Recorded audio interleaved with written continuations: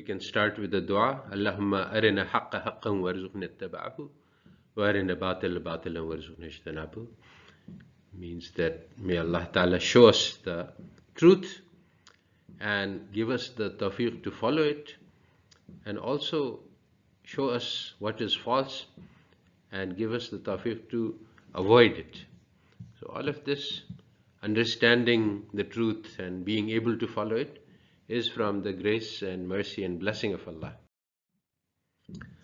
So the topic is what we can do to create an Islamic economic system, but this is much more complicated than it appears, because an economic system is not in isolation. You see, the Western education we have studied tells us that economic system is one thing, political system is one thing, society is one thing, but it is not true. Everything is combined. So we need to think about economics, politics, society, environment, all of these at the same time. So what is an Islamic economic system? We have to understand what that is. How can we create it? So the key driver of this whole talk is one basic insight, that an institution of a society reflects the collective purpose of that society. If there is a group of people and we all want to do something, then in order to do that thing, we will have to create some concrete institution which allows us to do that thing. Just the wishing for something in our hearts will not be enough. So that is what institution is.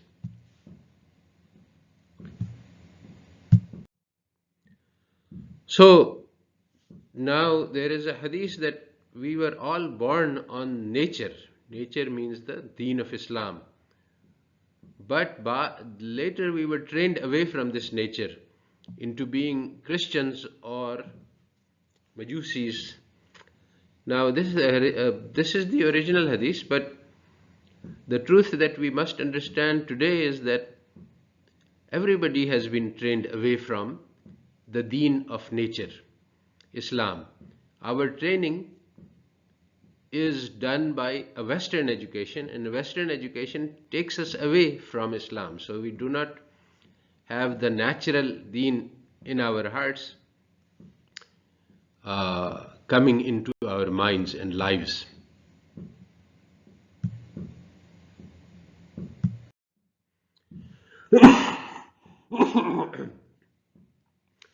So if we want to build an Islamic institution which involves economic institutions and political institutions and social institutions, then we have to change the society. We have to change the society so that we all want to create an Islamic system. If everybody wants to follow Western system, then it is impossible to create an Islamic economic system. So today, our collective purpose, what we all want together, is not what the Islam teaches us. Why did that happen? Well, the collective purpose of Western society was shaped by certain historical events we will discuss later, and then the Europeans colonized and conquered almost 90% of the globe. Now we have to understand that colonization is conquest of minds. So the Western worldview that there is no akhirah, there is no God, and all we have is in this world is the pursuit of pleasure, power, profits. These are the views of the West, and everybody has absorbed these poisons. So the collective purpose of ours is no longer the Islamic purpose. Our collective purpose is now the purpose of the West, and for achieving the purpose of the West, we will use Western institutions. We will not find Islamic institutions to be useful because they don't help us to achieve more money. And if we want to make more money, which is what the West teaches us, then we will say, what is the use of an Islamic economic system? It doesn't help us to make money. So the first problem is that how can we create an Islamic society when our minds have been colonized? We have been taught to think in the ways of the West.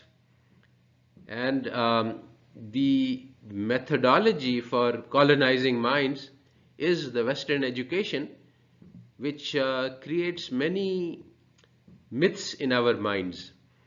Uh, it teaches us that the West is superior, the East is inferior, and that all of important knowledge about the world has been created by the West in the past 3 centuries, and that they have better societies, they have better governance, they have better politics, they have better economics, they have better everything. So once we think that the West is better, then we will try to follow the Western economic system. We will not try to follow an Islamic economic system. And so there is no possibility of creating an Islamic system in a society where everybody wants to follow the Western economic system. So today, what Islamic means, today the way Islamic economics, Islamic banking, Islamic everything is done is that we will follow the Western goal, but we will try to do it in an Islamic way. So the Western goal is that people should maximize the wealth they have. This is not an Islamic goal. Now the bank is to create more wealth, but now Islamic bank is to create more wealth but using halal means. But this is not really Islamic, because the purpose of creating more wealth, which is behind is itself not Islamic. So to begin, where can we begin? We have to begin with our own selves. We have to acquire knowledge of our own self, that my mind has been colonized. So how can I decolonize my mind? How can I free the mind that has been put, a lot of wrong and toxic ideas have been put into my mind by the Western education. So first we must free our minds, then we can search for the truth. So I mentioned that there are three major factors which shape our minds, and these are discussed in detail in another place. But one of them is that global colonization and conquest led us to an inferiority complex. We think we are inferior because they conquered us, and they think they are superior. The second thing which happened is that in the West, something which is called a market economy arose, in which everything is for sale. Human lives, human bodies are also for sale, so we are also for sale. And the value of a life is according to how much money you can make. So every student thinks about which profession I can take which will make the most money. So the acquiring of education is not for the purpose of improving ourselves as human beings, it is to make money. And this is not the Islamic purpose of education. So basically the worship of wealth is something we have been taught by the West. And the third purpose and the third factor is that the Europeans rejected Christianity and rejected Akhirah and rejected God. So then they were forced to focus on this dunya. And so the purpose of society is to enjoy life on this planet, and which means that you are going to pursue pleasure, power, profits, because that's all you have in this dunya. There is no concept of akhirah. So all of these three things have infected and influenced the minds of Muslims today. Allah Ta'ala says that وَهَدَيْنَهُمْ نَجْدَيْنِ, that is, Allah Ta'ala has shown us the two highways. So today we are following the Western highway, which teaches us that we have to pursue pleasure, power, wealth, and the goal of my life is to maximize my worldly pleasure. This is what economics teaches us, that the rational behavior involves maximization of the pleasure we get from consumption. And the education we receive is designed to create human resources. What is a human resource? It's something with which you can buy wealth. So basically you sell your life and you purchase an income, a salary, a wealth, so that you can get pleasure, power and profits. And the value of your life is your earnings. So this is entirely different from the lessons of the Quran. The Quran says that every human life is equal to all of the human lives, billions of lives. This means that human life is infinitely precious. It cannot be bought or sold. It cannot be purchased for money. And لَقَدْ خَلَقْنَا الْإِنسَانَ فِي أَحْسَنِ تَقْوِيمٍ. We have been created in the best of shapes.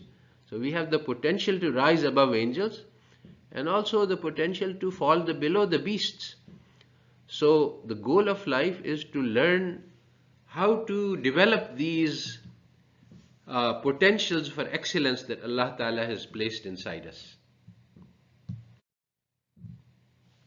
So to begin with, we should start by evaluating who I am. What am I pursuing in my life? What am I using for my life for?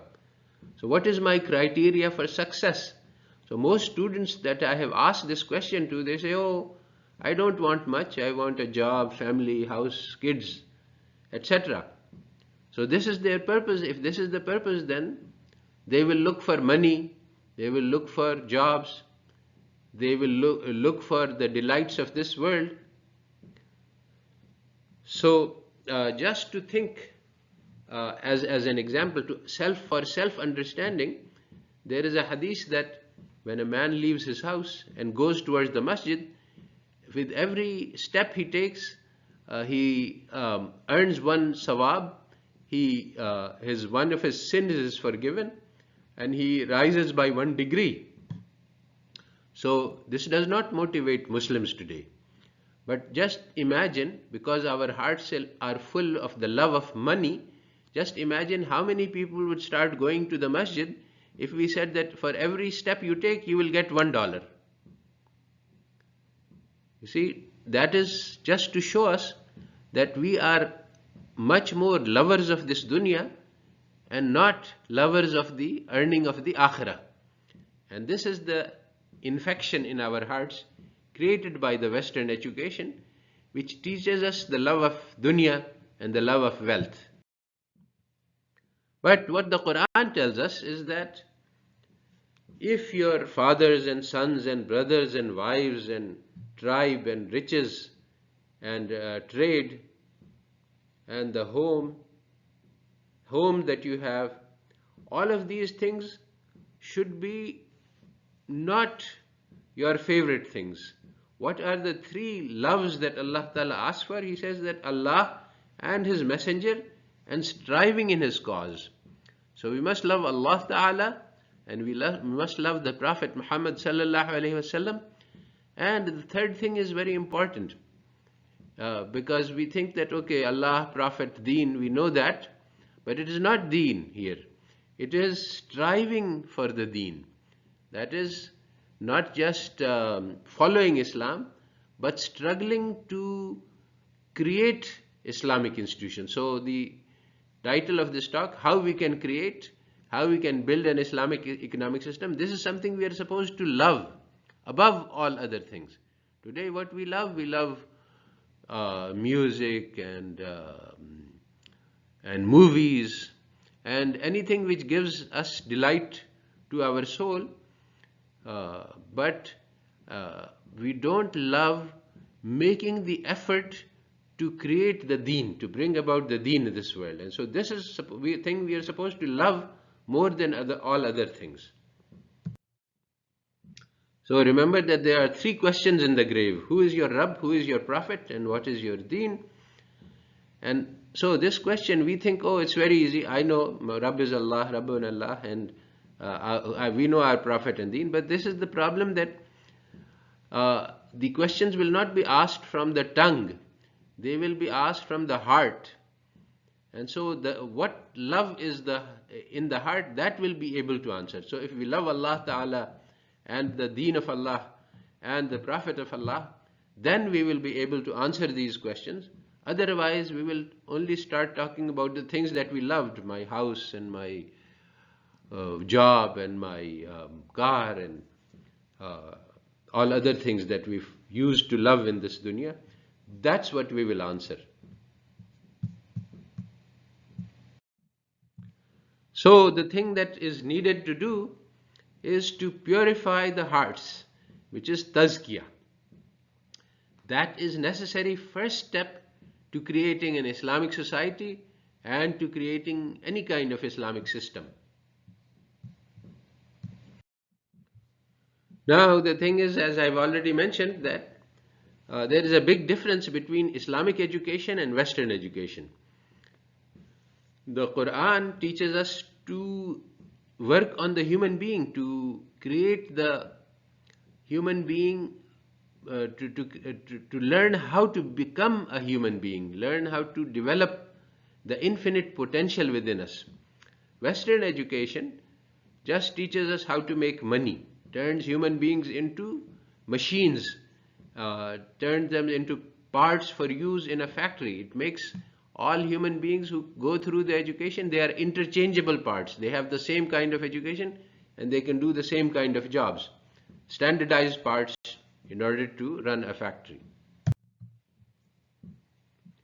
So the first step is we need to educate the hearts. So how can we educate the hearts? This is very different from what Western education does. So Islamic knowledge enters the heart. The Western knowledge is in the mind only. But this creates an illusion of knowledge. People who have Western knowledge think they are very smart. But actually, they don't know the first thing about living. You see, to answer, if suppose somebody says that, oh, I know calculus and I know physics and I know chemistry, we should ask, but do you know the purpose of life? So this is the most important question for us.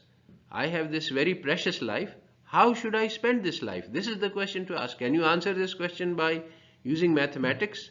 By using physics? Of course not. So the purpose of life, if someone doesn't know that, then he is very stupid, he is very foolish, he is wasting his life. So the first thing we have to do is to appreciate Allah Ta'ala and the knowledge that we have been given of Allah Ta'ala and His characteristics, that He is Rahman and Rahim, and that He has written for Himself mercy. And we have to appreciate this deen that we have, which is very deep and sophisticated and full of wisdom. And we have to appreciate our Prophet Muhammad sallallahu alaihi wasallam, who was the best of mankind, and he created an example for us to follow. So this is the dua that we should make from our hearts, and it is said that if we do this 3 times every day, then Allah Ta'ala will make us happy on the Day of Judgment and will open our path to Jannah. So the question is that we have been talking about how we can cleanse our hearts, but that's only one person. How can we change the society? How can we, I have said that we need to change the society. And we need to change the society in all dimensions, because in all dimensions our society has become corrupted. Today everybody admires and appreciates democracy, which is not the Islamic system, which is Khilafah and Shura. The economic system, people are talking about capitalism, communism and socialism, but in fact the Islamic system is different from all of these. So the economic system that is today the dominant one is based on individualism and competition, but Islam is based on cooperation and social responsibility, and it's collective. So can it be that just cleansing our hearts will create a good society? Well, we have to understand that the methodology of cleansing the heart has to be such that it changes society as well. And I'll try to discuss this in more detail later. But basically, you cannot purify your heart by sitting inside a cave and meditating. Cleansing your heart means going into the world and facing the temptations of the world and avoiding them, having good conduct and talking to others and persuading others about the value of Islam and of Deen and of our Allah and of our Prophet. So it's only by conveying these good qualities that we will reform and cleanse our hearts. So the effort to cleanse the hearts automatically involves changing society. So there are 3 steps that we need to think about when we make change.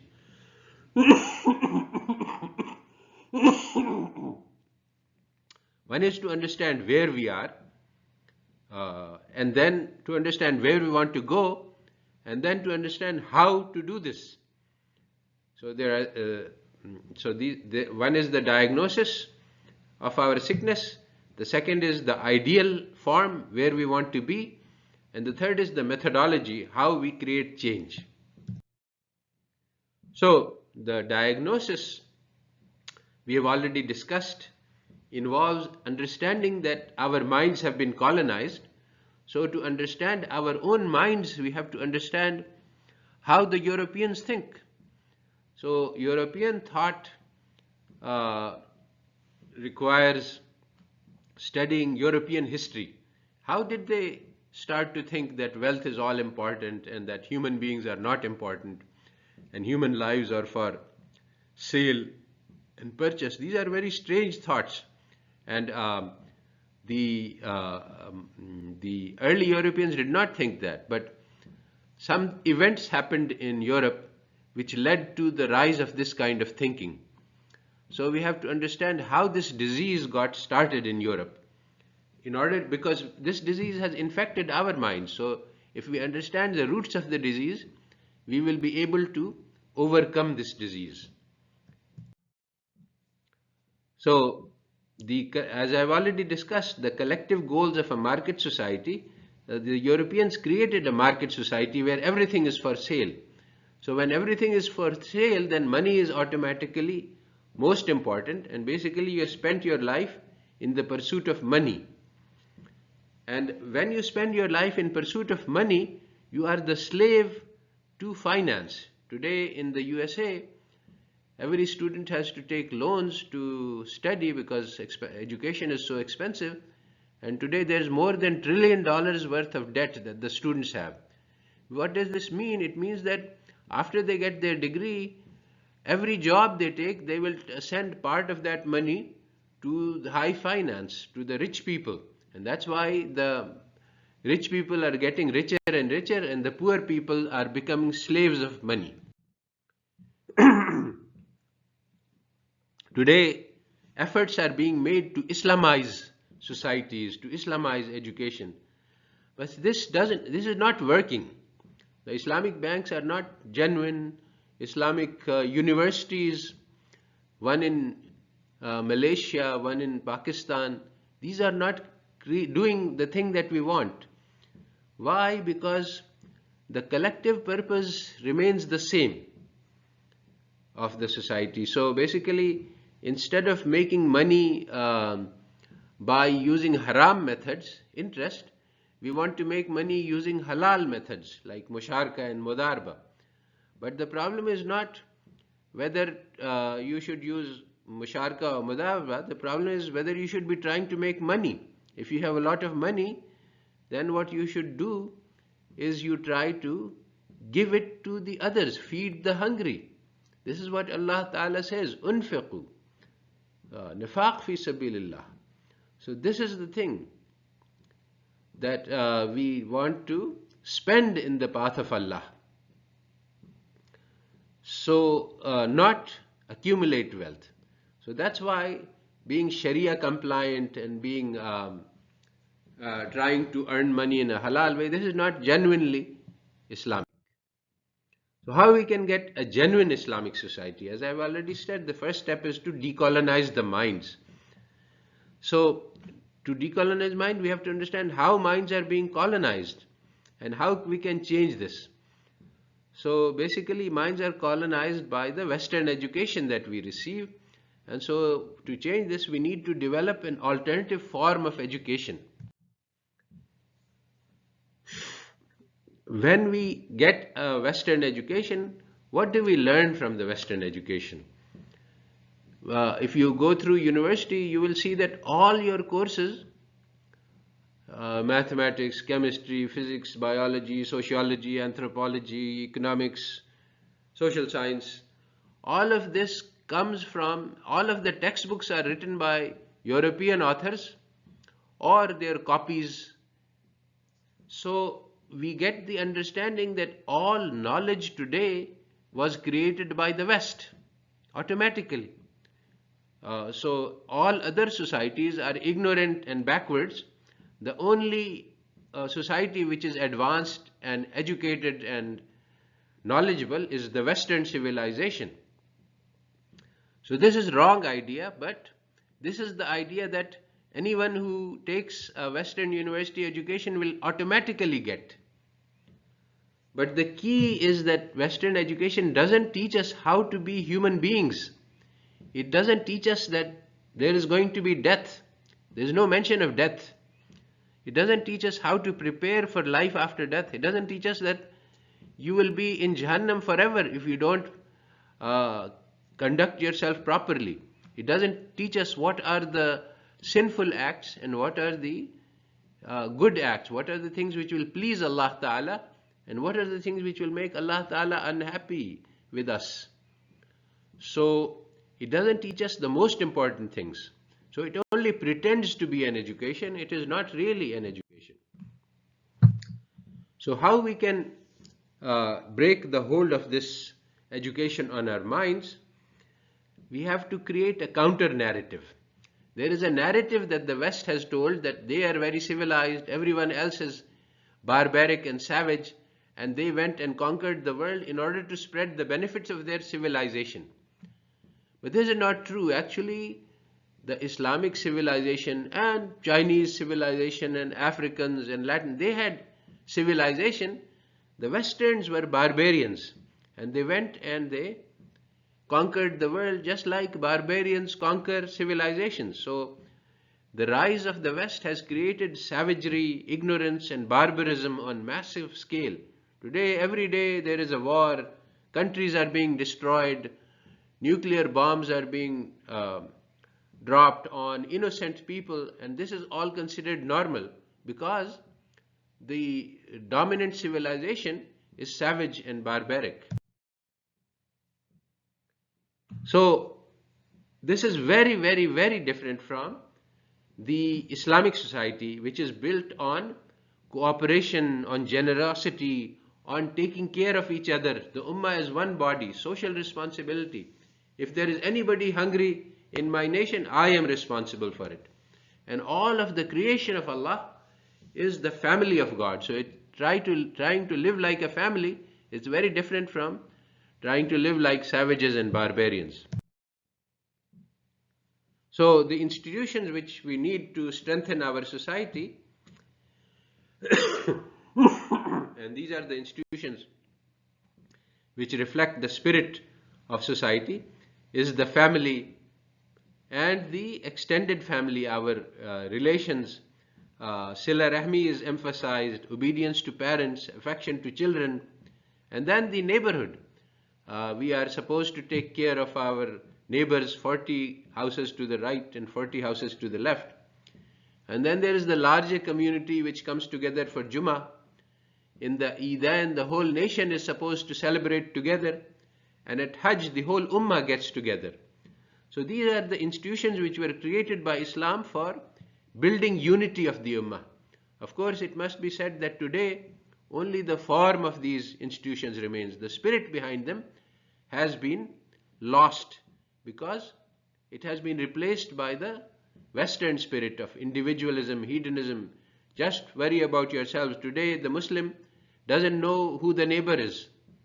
We live in an apartment complex, but nobody knows who are everybody. Everybody is taking care only of their own self, and they don't care about others.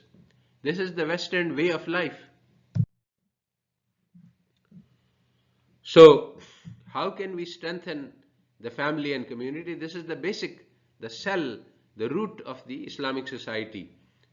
So, Hadith says that Ufshus Salam, that faith is believe. You will not believe. You will not believe until you love one another. So, loving each other is sort of the basic requirement of Islam, and one of the ways is Ufshus Salam, spread salam. Notice very important thing that it is not saying salam. Saying salam is individual. I should say small. Ufshus Salam is spreading salam. Spreading salam means not just saying salam, but also asking other people to spread salam, so that the whole society changes as a result. And what does spreading salam mean? When you say Assalamu alaikum, you should be expressing your care and your concern and your muhabbah for your fellow Muslim. And the hadith says that if you love your fellow Muslim, you should let them know. You shouldn't keep it in your heart. You should let them that, brother, I love you. You have such great qualities and you have such fantastic characteristics. And this is one exercise that I would like to ask all of you to do. Look, take notice of good things that are being done.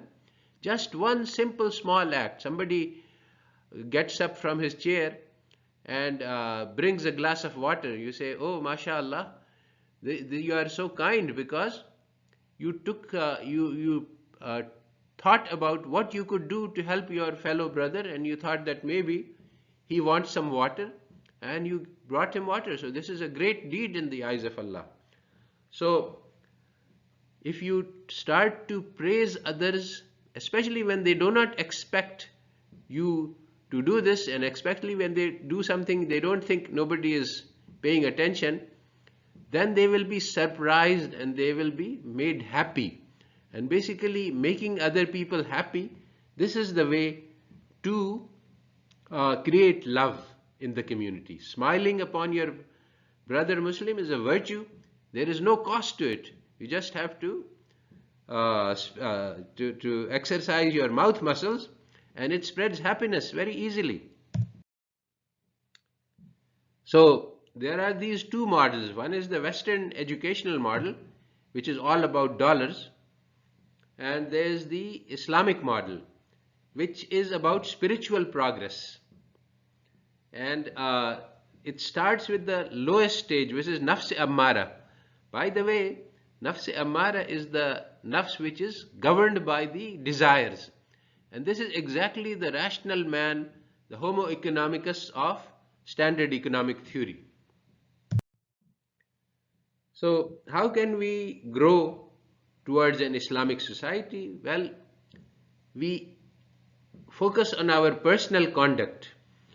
And our personal conduct is within small groups, within our family, within our business, within our friends. And within these groups, we should show excellence in conduct. The Prophet ﷺ was sent as a mercy to the world, and so we should be kind and merciful and compassionate and loving towards our circles of relationships. And this is the first step in growth towards an Islamic society. Now, the problem is this first step is not easy to do today, because our minds are being attacked and our ideals are being corrupted by Hollywood and by social media. Today, when we watch movies, we see that these movies say that killing is good. There are many movies about assassins, people who do kill people for a living, for pleasure.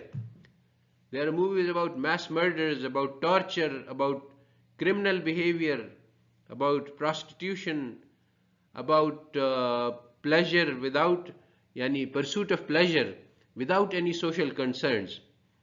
Also, if you watch the TV shows, they are showing families which are fractured and dysfunctional. People don't like each other, they are lying to each other, they are misbehaving towards each other, and all of this is shown as normal behavior.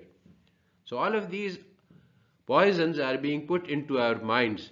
So it's not easy to create a loving and sympathetic and generous and compassionate good model for an Islamic behavior, because all we are seeing is bad models. The Prophet ﷺ said that the good character is the heaviest thing in the mizan of Jannah, in the mizan of Akhirah. And the Prophet himself is the best example. And he was very kind and merciful and had concern about us. And his heart would be in pain for the pain of others. So this is what we need to do. He was a great character and we need to follow him. And in fact, he was so concerned about the kuffar, the people who did not believe, that Allah Ta'ala had to console him in the Quran that don't kill yourself with sorrow on their account if they are not following the guidance. So what do we need to do?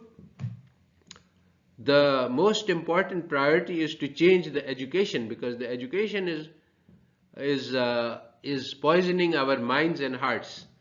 So we have to change the educational system and focus on training the hearts first, because this is part of Islam and it is something that West knows nothing about.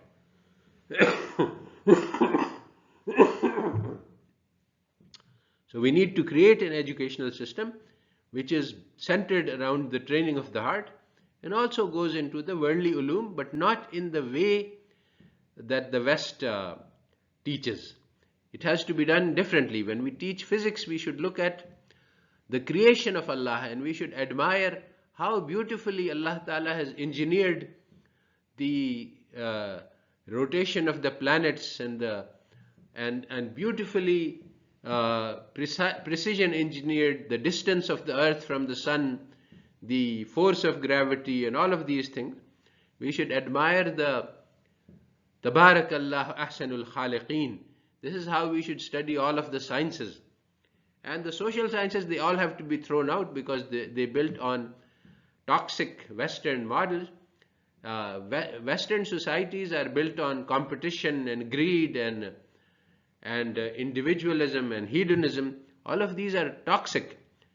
Islamic societies are built on cooperation and on love and generosity and building a family, building togetherness. So Islam economic system is built on awqaf, which are money which people put to help others, and we will talk about that later. And they are built on the concept of social responsibility, that if I have more than I need, I should be taking care of those people who have less than what they need, not trying to have the best meal in the finest restaurant and maximize my pleasure and not care anything about others.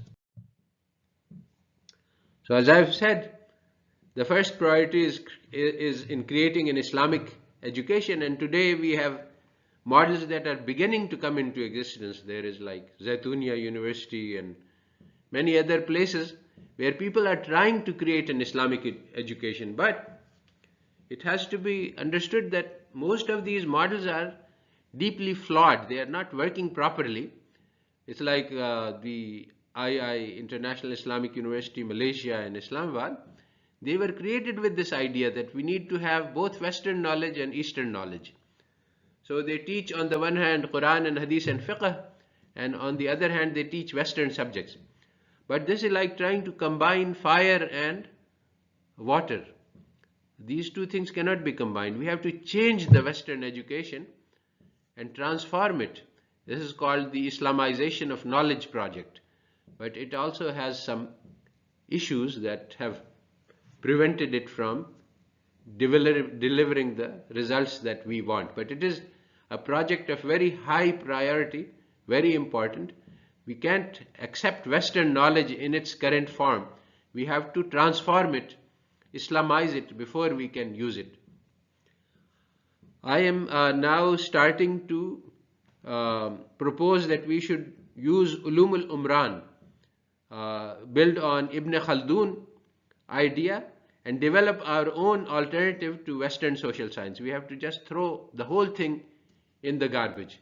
Economics, psychology, sociology, anthropology, all of these are deeply flawed disciplines, and we need to change them and develop them again from fresh for our own selves on the basis of the Quran and the Hadith. So now, in the last few slides, I will talk about how Islamic spirit is different from Western spirit and how this leads to different institutions. So Islam teaches us generosity and capitalism teaches us greed. So generosity comes from the spirit of social responsibility. You spend money on others because others are needy and you have more than what you need. Capitalism is the exact opposite. It says that if you have more money, don't spend it on others, try to make even more money. So that is the spirit of the bank. You can put your money in it and make more and more money and not worry about the fact that many poor people don't have enough to eat today. So Islam says that if you have more money than you can use and your neighbor is hungry, then you should buy food for him. Why should you put it in the bank? So the generosity, the institution, the Islamic bank is the waqf, because it's the bank of the akhirah. You put your money in the waqf to help others and you earn the reward of the akhirah. Whereas the Western bank, you put the money here and you get the money back here. So it is earnings of this dunya. So in the 1,000 years of Islamic domination of the globe, in an Islamic society, people didn't have to pay for education. Even the concept was not there that I can purchase an education.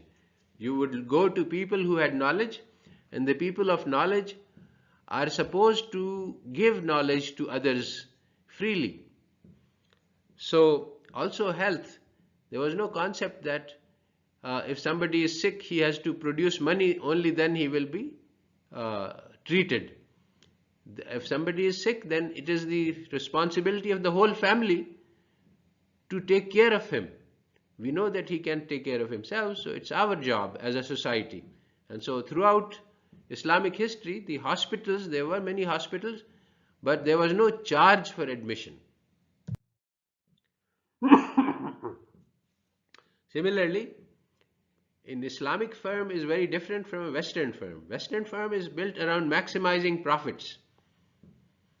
Even when you have what you call corporate social responsibility, the idea is that the corporate social responsibility will improve our image and that will make even more profits. So even that is nonsense. Now the Islamic firm attempts to maximize service to the community. So the goal is to get closer to Allah by providing service. But now here people get into confusion that if you provide service, does it mean that you will not make profits? No, because profits are needed. You will make profits, but the goal is not profits. You will make profits so that you can continue the service. Suppose that I start, I bake bread and sell it. So I am providing a service to the community. Suppose I give the bread for free, then my money will very soon run out and this service will finish. So if I charge money, it is so that I can earn money to keep my family going, so that I can keep on providing this service. So the profits are also meant as part of the service. We make profits to motivate the workers to do a good job in providing service, and we make it to improve our product so as to get excellent service. There are many hospitals today which have been built in the Islamic world. Indus Hospital is one in Pakistan, which is a private hospital run by charity, by zakat, but nobody is charged any money. There is no place where you have to pay fees to get service. So Muslims are trying to recover from westernization, and they are trying to build on our Islamic tradition. Throughout the Islamic world, it should be possible to walk into a hospital and be treated without any charge. And throughout the Islamic world, it should be possible to go and get education without being charged any money for this. There is the concept of takaful, which is contrast with Western insurance. Western insurance is built to take advantage of people who are in trouble. If somebody has a problem, his house is burnt, his car is in accident, then in order to prevent that, people have to pay insurance. This insurance is very high. So you have to pay a lot of money to just in case when you have an accident, then they will come and pay you. But this is an adversarial contract. Adversarial means that the two parties are enemies of each other. When somebody takes a lot of insurance, he might burn his house to collect $1 million. So he is trying to take advantage of the other party. Similarly, the insurers, they try to make sure that they pay the smallest amount and they disqualify many claims. So this is very different from the Islamic takaful contract. Takaful is to take care of each other in times of need. So we pool our money together, and if there is an emergency, then we try to help the person who is facing a problem. In the consumer behavior of an Islamic society, we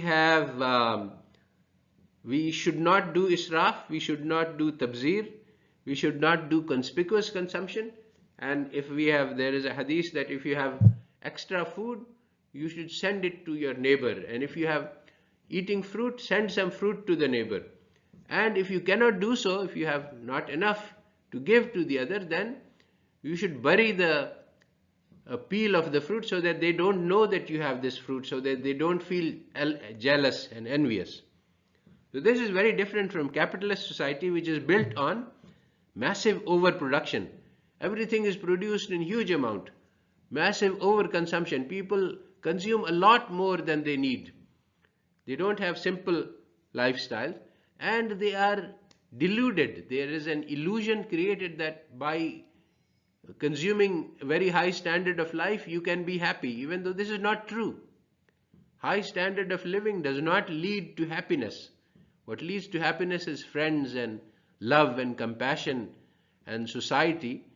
And these are the things that today our rich people are living in very fancy houses, but they have no friends and they are not very happy because they are following Western models. So we are close to the end. This is the slide next to last slide. So we are talking about how to create social reforms. In the West, the individual is superior to society, and in fact, one of the prime ministers of England said that there is no society, there is only the individual.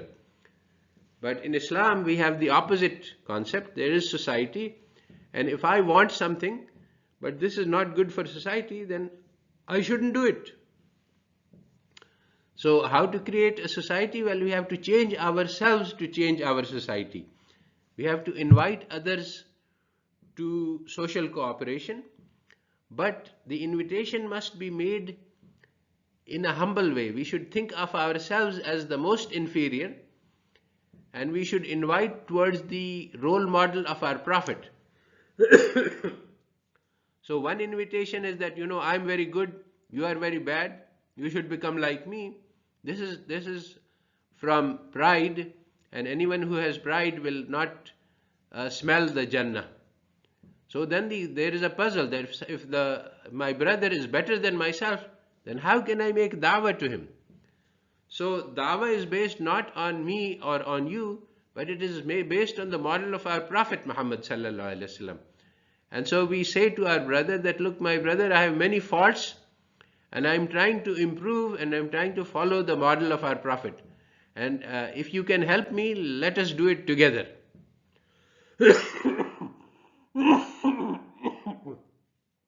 So this is how you make dawah from the position of inferiority. This is the famous servant leader model. The leader of the Qawm the head of the ummah or the nation or the tribe is their servant. And so the leaders seek to serve the people. So some practical advice is that our goal is very huge. We want to change the whole ummah. We want to change the world. So sometimes you get discouraged that how can I do this? I am a very small person. So there is an answer to that. We take very, very small steps towards very, very large goals. Focus on the next day. When you get up in the morning, you have been given a great gift by Allah Ta'ala, and that is this day. So make that day very useful. Do something. So that means that take the huge job that we have and break it into very, very small pieces and do one very small piece today. So every day if you make small steps, then a journey of 1,000 miles can be finished with one step at a time. And remember that the competition that Allah Ta'ala has put us are for تبارك الله بيده الملك وهو على كل شيء قدير الذي خلق الموت والحياة ليبلوكم أيكم أحسن عملا. So Allah Ta'ala doesn't want to see good deeds, He wants to see the best of deeds. So we have to compete with each other. We have to try to do the very best deed. So excellence in conduct. Not the biggest house, not the biggest car, but the best deed. So how can we do the best deed? That needs to be thought about. So this is the concluding slide. There are many technical details on how the West has deceived us and how they have made us pursue things which are not important and made us forget things which are important, and how we can cleanse our eyes of the blinders that are created by Western education. For this, enormous amounts of efforts are needed in many different dimensions, and I would like to encourage all of you to participate in these efforts, and this is the purpose of the Ghazali group. And so I will end this here, and we can have discussion and questions. All right, so that's the end of this talk. Okay, MashaAllah, Jazakallah khair, Professor Dr. Aziz Ahmad, for very insightful lecture. So